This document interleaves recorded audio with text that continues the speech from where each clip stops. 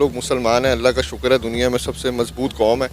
तो हमारा जो खौफ है वो लोगों में और जो नॉन मुस्लिम जो उनमें बिल्कुल है और होना भी चाहिए। पाकिस्तान चौथे नंबर पे आ गया माशाल्लाह। तो पाकिस्तानियों को मुबारक हो कि कर्जा मांगने में हम चौथे नंबर पे आ गए हैं। अब हम ऑफिशियली अगर भिखारी कंट्री सर्च करें गूगल पे तो पाकिस्तान ही आएगा, मुझे यही लगता है। कौम जब अपाहिज हो जाती है, जब वो फुल दिवालिया हो जाती है तो नज़र आता है कि वो अपने एसेट्स बेचना शुरू कर देती है। अब हम अपनी जो पोर्ट्स थी वो लीज़ पे बेच रहे हैं, बहुत ही सस्ते पे। लीज़ पे बेचने की बारी तब आती है जब आप खुद अपना कंट्री आपका जो होता है वो उसे यूटिलाइज अच्छे तरीके से करना नहीं जानता, फिर आप और कंट्रीज़ को देते हो। मगर हमारी सिचुएशन ये है कि हम बहुत ही सस्ते में उनको वो कर रहे हैं। ठीक है, हमारा जो PIA जो है वो उसकी हालत देख लें आप। स्टील मिल हम बेचने पे हैं, पता नहीं बेच दी है मेरे ख्याल में। ठीक है, तो हम कंट्री की ये हालत आ गई है कि अब एसेट बेचना शुरू कर दिया है। आप देखेंगे हमारा एक दिन आएगा कि पाकिस्तान में भी पाकिस्तान का कोई एक ऐसा सूबा जो है वो मुकम्मल तौर पे जो है वो पार्शली हम जो है IMF को गिरवी रखवा दें, या मे भी आने वाले टाइम में एटमी असासों को हम गिरवी रखवा दें, तो ये हमारे लिए एक शर्मनाक बात है। नमस्कार दोस्तों, पाकिस्तानी पता नहीं क्या नशा करते हैं, इनके दिमाग में हमेशा यही रहता है हम पाकिस्तानी मुसलमान हैं, दुनिया हमसे खौफ खाती है और खौफ खाना ही चाहिए, हम लोग मुसलमान हैं। अब इन लोगों को पता नहीं है, इनसे कोई भी खौफ नहीं खाता। और दूसरे वीडियो में इनके भाई कह रहे हैं कि वर्ल्ड में 5वें नंबर पर हमारे ऊपर कर्ज है, IMF का सबसे ज्यादा वर्ल्ड में 5वें नंबर पर हम लोगों ने कर्ज लिया। देखो आप लोग, इंटरेस्टिंग वीडियो है। पाकिस्तान चौथे नंबर पे आ गया माशाल्लाह। तो पाकिस्तानियों को मुबारक हो कि कर्जा मांगने में हम चौथे नंबर पे आ गए हैं। अब हम ऑफिशियली अगर भिखारी कंट्री सर्च करें गूगल पे तो पाकिस्तान ही आएगा, मुझे यही लगता है। पहले ही सब लोग हमें कहते हैं कि हम ऑफिशियली भिखारी बन चुके हैं, हम कटोरा लेकर हर जगह मांगने पहुंच जाते हैं, इसलिए हमें कोई बुलाना, हमसे बात करना पसंद नहीं करता। और अब तो ये साफ साफ कह दिया गया है कि पाकिस्तान IMF का चौथा बड़ा मकरूज बन गया है। मतलब कितनी बड़ी शर्मिंदगी की बात है हमारे लिए। अब इसमें कुछ लोग कहेंगे जी कर्जा सारे मुल्क लेते हैं, इवन अमेरिका जो है उसका कर्जा हमारे से ज़्यादा होगा। मगर ये बात जानने की कोशिश करें, पाकिस्तानियों को कहूँगा कि हर कंट्री जो कर्जे लेता है वो उसको इन्वेस्ट करता है। आप बिज़नेस में इन्वेस्ट करते हो, आप अपनी जो स्टेट की कंपनीज़ होती हैं, ठीक है, उनमें इन्वेस्ट करते हो ताकि थोड़ा सा कर्जा लेके उसके ऊपर प्रॉफिट जनरेट करो, कर्ज़ों को रीपे करो और मुल्क की जो GDP है, अनएम्प्लॉयमेंट है, जो बिज़नेस ग्रोथ है वो आगे जाए। हम क्या करते हैं, हम कर्जा लेते हैं और उसको डुबा देते हैं। ठीक है, बाद में जब वापस करना हो तो एक और मुल्क से हम उधार लेते हैं। तो हमारा सीन ये हो रहा होता है, हम उसका अच्छा यूज़ नहीं करते। साइम, हमने ये कर्जा वापस कैसे करना है? पहले ही हमारे पर IMF का $7.4 बिलियन का कर्जा था, 3 बिलियन और हमने ले लिया, 10 बिलियन हो गया। काम हमारे पास कोई है नहीं, एक्सपोर्ट हम कर नहीं रहे, कारोबार बंद पड़े हैं। तो ये कर्जा वापस किस तरह करना? और IMF ने जितनी सख्त शराइत रख कर ये कर्जा दिया है, आपके सामने अवाम ने तो अभी से ही रोना शुरू कर दिया।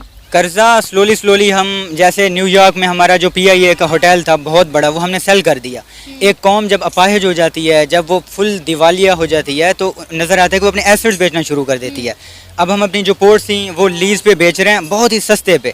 लीज़ पे बेचने की बारी तब आती है जब आप खुद अपना कंट्री आपका जो होता है वो उसे यूटिलाइज अच्छे तरीके से करना नहीं जानता, फिर आप और कंट्रीज़ को देते हो। मगर हमारी सिचुएशन ये है कि हम बहुत ही सस्ते में उनको वो कर रहे हैं। ठीक है, हमारा जो PIA जो है वो उसकी हालत देख लें आप। स्टील मिल हम बेचने पे हैं, पता नहीं बेच दी है मेरे ख्याल में। ठीक है, तो हम कंट्री की ये हालत आ गई है कि अब एसेट बेचना शुरू कर दिया है। ठीक है, तो कर्जे वापस करना तो दूर की बात है, कर्जे उल्टा ले रहे हैं हम वापस, तो फ्यूचर जनरेशन देखेंगे। ठीक है, फ़िलहाल की जो ये हैं जो लीडरशिप है वो बस कर्जे लेती जा रही है।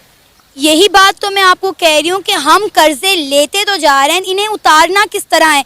कहा जा रहा है कि पाकिस्तान जो है वो बिकने पे आ जाएगा। पाकिस्तान के असास से आपके सामने, आपने भी खुद ही बताया कि जिस तरह PIA हमारी कराची की बंदरगाह हो गई, हम इनको बेच रहे हैं, लीज पर दे रहे हैं बड़े घाटे के सौदे पर। तो क्या लगता है अनकरीब पाकिस्तान का फ्यूचर क्या देख रहे हैं आप? पाकिस्तान का फ्यूचर अब देखें, पाकिस्तान रिग्रेशन में जा रहा है। ठीक है, उसकी जो मतलब अगर ग्राफ में देखें तो वो डाउनवर्ड जा रहा है। और अगर इसी तरह चलता रहा, मैंने पहले भी काफ़ी बार कहा है कि जनरल याह्या खान ने कहा था कि बांग्लादेश की सिचुएशन बहुत ही फ़ाइन है, उससे जब पूछा गया, और 1 हफ्ते 10 दिन बाद जो बांग्लादेश है टूट गया।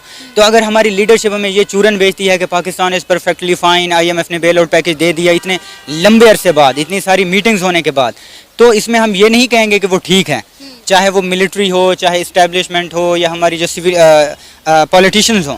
ये अगर चूरन बेच रहे हैं कि पाकिस्तान ठीक हो जाएगा, डरने की बात नहीं है, मैं इस चीज़ से एग्री नहीं करता। पाकिस्तान अगर इसी लाइन में चलता रहा तो अगले 15-20 साल तक ये सिविल वार में चला जाएगा। देखें, सोवियत यूनियन बहुत ही बड़ा था, जब उसमें इकोनॉमिक कोलैप्स आया तो वो टूट गया, डिफरेंट जो नेशंस थी वो टूट गई। पाकिस्तान में ये नहीं है कि जैसे बांग्लादेश में एक ही लैंग्वेज बोली जाती है, पाकिस्तान में डिफरेंट एथनिसिटीज़ रहती हैं, पश्तून हैं, बलोच हैं, मुहाजिर, सिंधी, पंजाबी। तो जब एक मुख्तलिफ कौमें इकट्ठे तब रहती हैं जब उनकी फाइनेंशियल हालत ठीक होती है। अगर घर के हालात ठीक नहीं होंगे तो आपस में भाई लड़ना शुरू कर देंगे। पाकिस्तान की हालत बुरी है तो ये जो एथनिसिटीज़ हैं ये डिवाइड होंगी, यहाँ पे सिविल वार होगी, लोग अपने हकूक़ मांगेंगे, जो कि अब हो रहा है। इमरान खान की पार्टी देखें, वो मुल्क में धरने कर रही है। अगर पश्तून देखें तो वो मंजूर पश्तीन, वो उनको लीड कर रहा है। बलूचिस्तान में इंसर्जेंसी पिछले 60 ईयर से चल रही है। कराची के हालात आप देखें। तो इस तरह अगर चलता रहा तो हम देखेंगे कि ये मुल्क टूट जाएगा। अफसोस के साथ मुझे कहना पड़ रहा है, अल्लाह ना करे ऐसा दिन कभी हमें और पाकिस्तानियों को देखना नसीब हो। मुझे ये चीज़ ऐड करूंगा, देखें ये पाकिस्तान बहुत ही बड़ा मुकद्दस मुल्क है, ये नहीं टूटेगा, इसे खुदा ने बनाया। जो खुदा ने पाकिस्तान बनाया था 1947 में वो टूट गया था। बांग्लादेश पाकिस्तान था, पाकिस्तान बनाने में मुस्लिम लीग बहुत आगे थी, बहुत सारे जो लीडर रहनुमा थे वो बांग्लादेश से थे, वो टूट गया। हर 100 साल बाद आप देखें तो मुल्क की जो जियोग्राफी है वो चेंज होती है। तो आप इस तरह नहीं कह सकते कि पाकिस्तान क़यामत तक कायम और दायम रहेगा, नहीं। बरे सगीर टूटा, फिर बांग्लादेश टूटा, फिर पाकिस्तान यहाँ पे सेपरेट हुआ, ठीक है। तो अगर हालात ऐसे हुए, इनको सुधारा ना गया, इसमें बहुत बड़े पैमाने पे रेफॉर्मेशन ना की गई तो मुल्क बहुत वो हो जाएगा। अच्छा साइम, मुझे एक चीज़ समझ नहीं आती, हमारा हमसाया मुल्क इंडिया, हमने हमेशा अपना मुआवजा उनके साथ किया है। वो भी IMF के पास 1-2 बार शायद कर्जा लेने के लिए गए थे, लेकिन उसके बाद आज तक मैंने कभी नहीं सुना, कभी नहीं देखा कि इंडिया IMF के पास गया हो। पाकिस्तान को बार बार IMF के कर्जे का मोहताज क्यों होना पड़ता है? हम कर्जों के सहारों पे क्यों हैं? क्या हमें नहीं लगता कि पाकिस्तान में इतनी कैपेसिटी है कि ये अपने पैरों पे खुद खड़ा हो सके, या हमारे सियासतदान खुद से इसको अच्छे से चला सकें, ये अपने लिए अपना रेवेन्यू खुद जनरेट कर सके? क्या हमारा मुल्क इतना लूला लंगड़ा और अपाहिज कर दिया इन सियासतदानों ने कि हम इसको कर्जों की लाठियों पर ही चला सकते हैं? देखें, सबसे बड़ी जो मुश्किल होती है वो माइंडसेट, आइडियालॉजी और सोसाइटी की जो प्रेफरेंसेस हैं एक नेशन की, वो चेंज करना मुश्किल है। जब आप एक राइट ट्रैक पे चल पड़ते हो, मेहनत करते हो, तो 30-40 साल बाद मुल्क ठीक हो जाता है। आपने सोचा भी नहीं होता कि मुल्क कहाँ खड़ा हो जाता है। इंडिया की मिसाल आपके सामने है। इंडिया ने मेडिसन में भी, देखें इंडिया को हम जापान से कंपेयर नहीं करेंगे, मगर इंडिया अगर साउथ एशिया में देखा जाए तो आगे चला गया है, ठीक है। IT में, मेडिसिन में, ठीक है। अगर उनके मोबाइल फ़ोन देखें तो वो भी अपनी नेशन मेड इन इंडिया, ठीक है, इंडियन प्रोडक्ट्स आप यूज़ करें। नेशनैलिटी जो है, नेशनलिज्म बहुत बढ़ाया गया। पाकिस्तान का ये हाल देखें कि यहाँ पे अच्छा मोबाइल फ़ोन जो है वो नहीं प्रोड्यूस कर सकते, एक अच्छी गाड़ी यहाँ पे प्रोड्यूस नहीं हो सकती, ठीक है। मेडिसिन देख लें तो वो नहीं हो सकती। तो यहाँ पे इनकी कोई मैन्युफैक्चरिंग नहीं है, कोई इंडस्ट्रीज़ नहीं है, वर्ल्ड मार्केट में इनका कोई शेयर नहीं है। ये बस अपनी पॉपुलेशन को जो है ना गल्फ़ कंट्रीज़ में लेबर के तौर पर धक्के दे के निकाली जा रहे हैं, ठीक है, क्योंकि पाकिस्तान तो इज़ अ लिविंग हेल, ठीक है। तो मिडल ईस्ट में वहाँ पे मज़दूर भेज रहे हैं, कश्ती हमारी डूबी, 400 पाकिस्तानी वहाँ पे मर गए। हमारे जो बड़े हैं उनको ये होता है कि यार 400 भेज रहे हैं, 300 डूबेगा, 100 तो जाएगा ना।